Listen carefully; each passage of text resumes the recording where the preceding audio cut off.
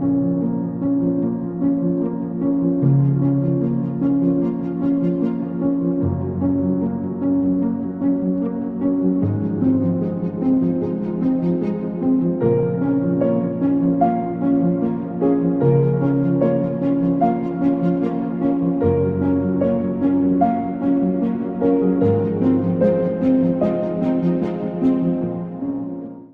welcome everyone to our Wisdom of the Heart video series. And today we have a lovely guest. Let me introduce Verinia Peoples, who many of you know out there maybe. And she goes by some of you know her by the name of Nia.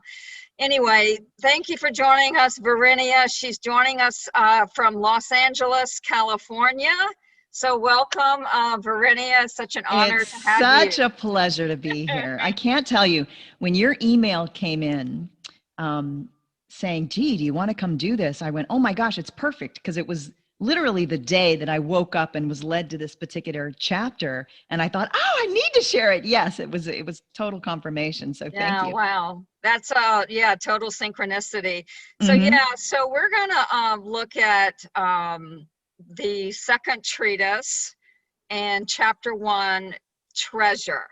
Yes. So it's a beautiful chapter, and it really led me deep just rereading it again. So I'll let Verinia kind of give us a little start. Did you want to share something, like a couple lines or something? Just to let me start with, yes, absolutely. It's just to set people where, yes, I will read just a couple of lines if that's okay. Oh yeah, that's all okay. Perfect. All right, you ready? You are all aware, at least at times, that there are treasures that lie within you. What once regarded as treasure, such as a talent that was in need of developing, when realized, is often disregarded thereafter as a treasure and becomes instead something regarded as an ability and later as something part of your identity. And then it goes on to say, those of you who have moved beyond the realm of ego, in your fear of returning to it, often turn away from internal treasures that you believe, when realized, might feed the ego. And that really, it was exactly what I needed to hear, because, I've been on this amazing walkabout for 5 years. And as an artist, when you talk about treasures and gifts, it's really easy to see what those are. You sing, you dance, you write, it's very demonstrative physically. So it's really easy to see. And then in the world of entertainment that I come from, your identity is blown out of proportion with what you do. Not only is it your identity, but it is absurdly blown out of proportion publicly. So whereas, in a normal person's life, their identity might be something that their family is, and their friends and maybe their community. And for someone like me, it's worldwide. And so it's just bigger in energy, if you will, and something bigger to tear away from. And in these last 5 years, in search of the truth, the truth of who I am, which is love, and wanting to tear everything away from it so that I could choose from this place of pure desire that I believe, your soul speaks through your heart, and its language is deep driving desire. To get down to those deep driving desires, I'd let go of all those things that I called myself or that other people called me, and got to kind of ground zero in order to step from a place of purity. And then I had this time of like, wow, okay, now I'm afraid to step in any direction.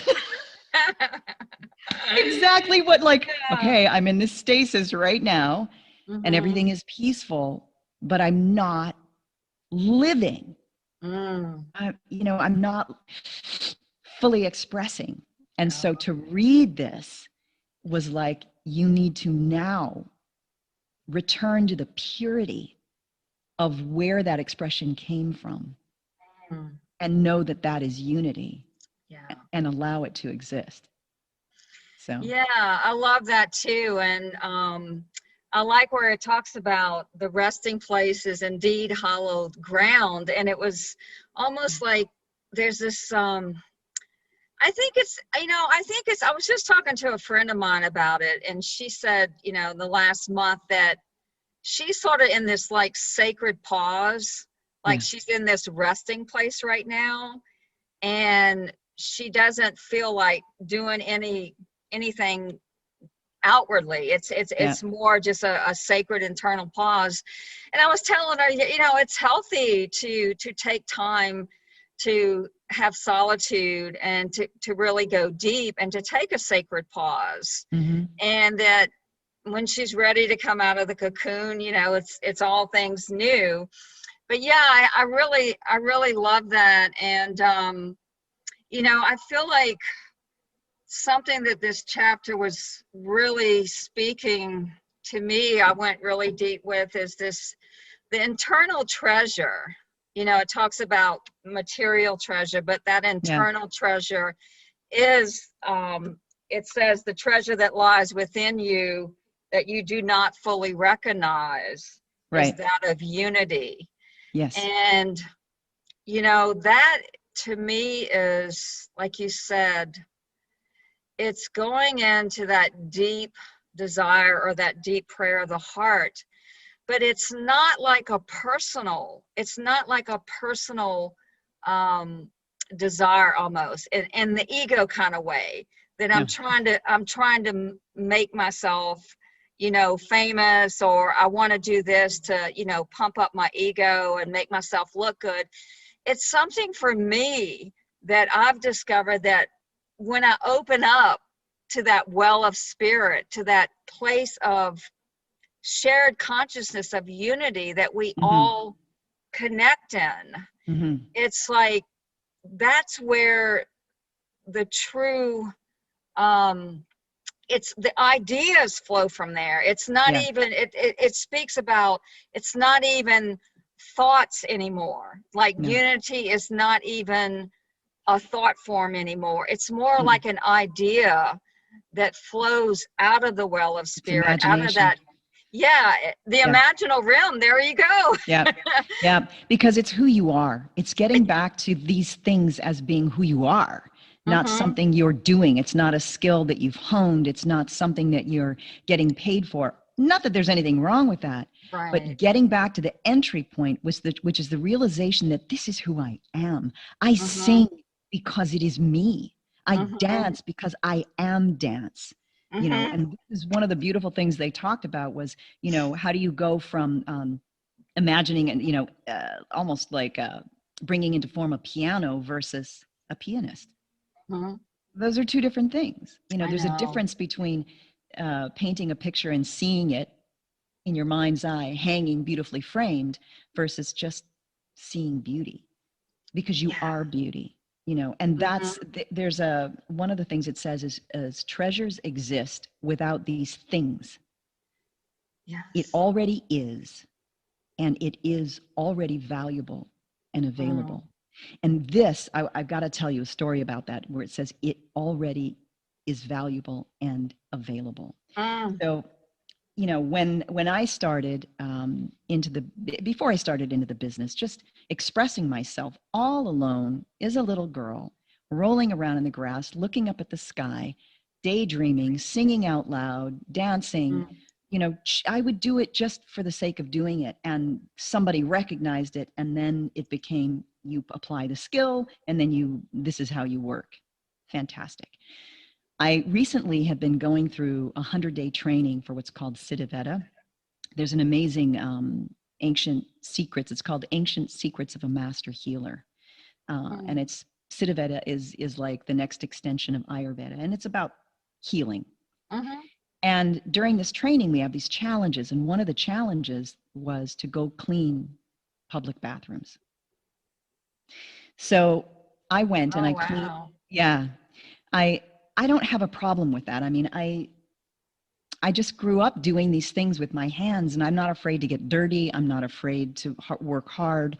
And so I thought, okay, I'm going to pick the public bathrooms at the park between the junior high and the high school that I went to. And I went, it took me 6 hours because it was filthy. There was blood on the floor, the paint was peeling off the walls. And I was in there and I was just singing, and it's very meditative for me. So I had no problem with that. And it was really interesting to me. So I came out of there, and I know that the reason we were asked to do that was a challenge to see where you are and what needs to be looked at, right? For some people, it was like, oh, I have to go do that. I pay people to clean my toilets, or oof, you know.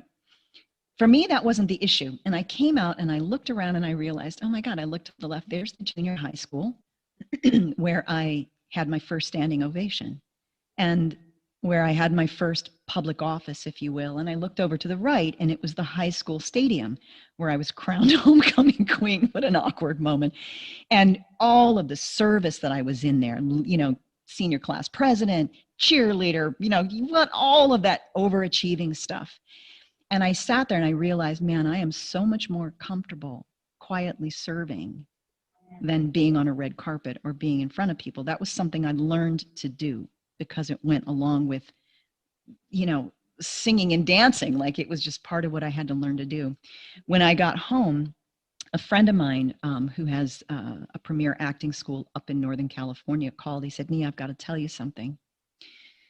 His daughter, Kayla, who's, I don't know, in her mid-20s, started a job with a casting director. And the casting director said, so how's your dad? And she said, oh, he's fine. You know, his school is opening back up, and Nia was nice enough to come on and do some online courses. And the producer in the room stopped her and said, wait, who, Nia who? And she said, Nia Peoples.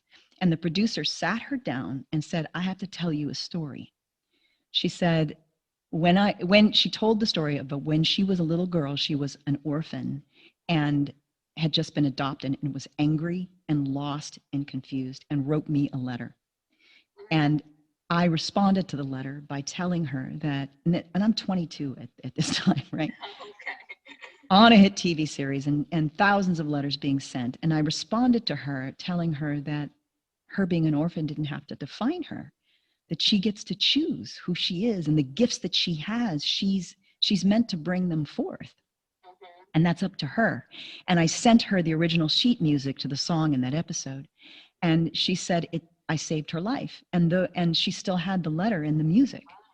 And so I wept when I heard this, because what Spirit was trying to tell me was, you have been in such extraordinary service that everything went kind of in. How does this pertain to what we're talking about? What I had as a treasure and enjoyed as a treasure and expressed as a treasure as a little girl, I was forced down this path to learn how to serve publicly and how to be in front of things. And I learned how to do it, and in doing so changed lives. But underneath all of it, what I realized was that I felt that there were so many things that I was responsible for doing, and I could never do them all, that I felt like a failure. In all the things that I had done, even stuff like that, I realized I'm a failure because I can't do it for everyone. I can't take these things and apply them here and make it work there and plug it in there. And this is why this became so important, because it was like, you will never be able to reach what Spirit can reach. Never. You, a singular person, no matter how beautiful a heart you have and how committed you are and how energetic you are, you cannot, in this physical realm, step in the 3D and make the difference that Spirit is calling you to. Because when you follow that which Spirit is calling you to, you are working together with the universe and all the patterns of energy that are forming. So in order to get back to that place, let go of the ego that says you are a servant through your talent.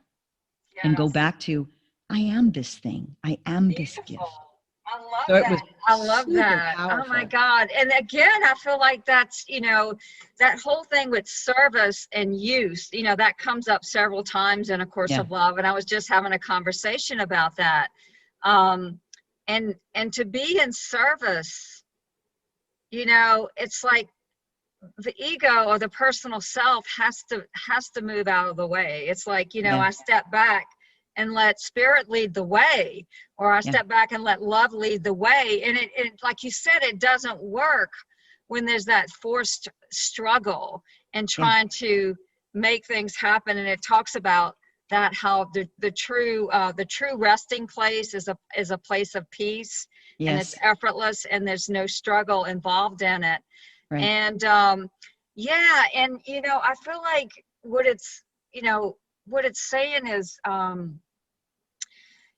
this unique expression, as you were saying, it's like when the ego's out of the way, when this little me personal self that sees itself separate and is not in that state of connection, Mhm. and the well of spirit, the unity.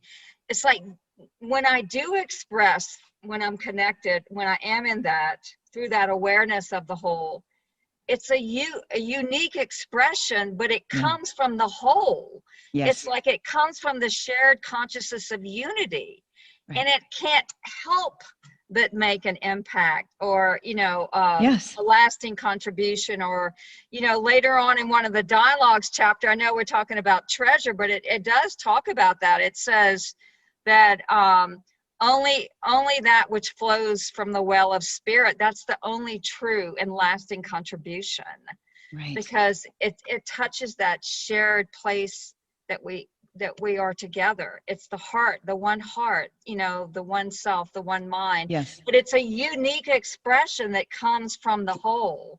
Yes. And It takes a lot of courage. I Oh, mean, yeah. that is the thing, because you Yes. can be in service. I mean, if I just use myself as an example right here, right now, where I am in my life, I know that I can be of service to thousands of people. I mean, we can use Instagram as an example. If I get on Instagram Live and talk to these people every single day, but if I don't have that internal calling, and what if Spirit is saying, okay, we need to remove you from that for a time, because there is something greater that we are calling you to that doesn't look like that.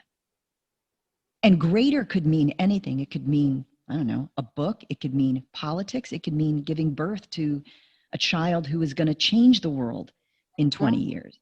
You don't know, but it takes courage to let go of that thing that you have been in service, that has shown you that you are in service, and be willing to fall into the void and allow Spirit to lead you one step at a time to whatever that is, trusting that is how you're meant to be in the patterning of the universe right now.